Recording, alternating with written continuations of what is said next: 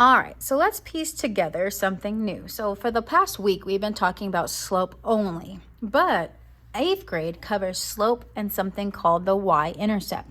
On your star chart, you see something called slope-intercept form. And this is like an equation, y equals mx plus b, or also think of it like a formula, okay? Now, when I'm asking for m, I'm referring to the slope. And if you remember, the slope is what we've been doing. That's your rise over run. That's the piece that we've been doing, like direction of the line and all that. But what's new is something called the y-intercept. And your y-intercept, let me go ahead and write that. If you don't know what the y-intercept is where it crosses the y-axis. Now, the proper way to write the y-intercept is always going to be 0, comma, wherever it's crossing the y-axis. But let's practice writing the equation. So if I look at number 1, if I know the slope is 2 and the y-intercept is -1, I'm going to rewrite this equation with that formula. So y equals, since I know the slope is 2, I'm going to replace m with 2. X always comes after the slope. And then the y-intercept is -1, so all we do is put -1. Simple enough. Let's try that again. This time my slope is -3/5, so I just write -3/5 x. Now since the y-intercept is +4, this is the tricky part, you have to put +4. You can't just put 4 next to it because then that means multiplication. Number 3, the slope this time is -3. The x goes after the slope. And since the y-intercept is +2, you have to put +2. Number 4, y equals, again, since -1 is the slope, it goes next to x, and the y-intercept is +7, so we put +7. Number 5, y equals 1/4. X goes after the slope. And here's a tricky one. Whenever the y-intercept is 0, we don't put a number after x. It's just blank. So don't put +0, don't put -0, just blank. But number 6, y equals -5/2x. And since the y-intercept is -3, we put minus. Not too bad. But let's see what it actually looks like on a graph, what we've been talking about for the last week. So let's do what we started with from last week. We're going to talk about the slope. Remember, your slope is put your pencil on the highest dot, draw a straight line going down, but stop when you get to the other dot and draw your L. Now we're going to count the sides.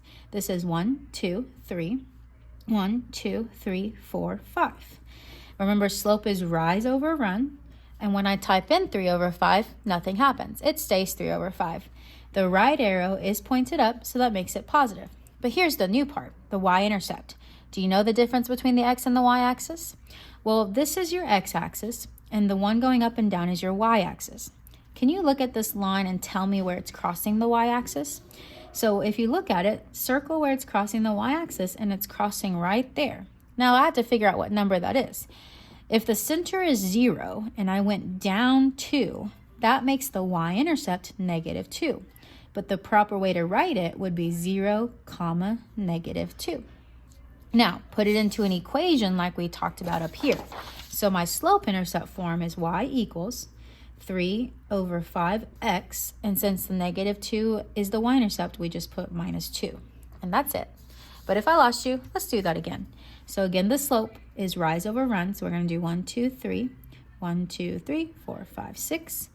The slope is rise over run, and when I type in 3/6 on my calculator, it changes to 1/2. The right arrow is pointed down, so don't forget, that means negative. Now, look at where it's crossing the y-axis. It's crossing right here. If the center is 0 and I go up 3 to get there, that means the y-intercept is 0, +3. Again, when I write it as an equation, y equals -1/2 x, and since 3 is positive, we put +3. So far, so good? It gets pretty repetitive after that. Again, number 3, even though it has a lot of dots, I just choose 2, and then I count. So this is 4/2. 4/2 simplifies to 2, and the right arrow is pointed down, which makes it negative. Now, where is it crossing the y-axis? It's crossing the y-axis up there. Since the center is 0, count up. 1, 2, 3, 4. So that makes the y-intercept 0, 4. So then we put it into an equation, y equals -2x, and since it's +4, we have to put +4. Talk about number 4. The slope, we have to count rise over run. So I've got 4, 3, 4, 5, 6, 7, 8, 9, 10. 4 over 10, which when I type that in my calculator is equal to 2 over 5. And since the right arrow is pointed up, that's positive. Now, where is it crossing the y-axis this time? Did you notice it's crossing at the center? Anybody know what the center is called? Technically, it's called the origin, but what number does that mean? Well, that means my y-intercept is 0. Do you remember what we talked about up here when the y-intercept was 0? Well, it means when I write the equation, it's y equals 2 over 5x, but you don't put a number after the x because the y-intercept is 0, and you never put plus or minus 0 there. Just to continue, because it is just more repetition, means more practice, means we get better. But if I look at number 5, I draw my L, count the sides. I count 4 over 1. The right, it equals 4 when I type it in my calculator, but don't forget, the right arrow is pointed down, which makes it negative 4.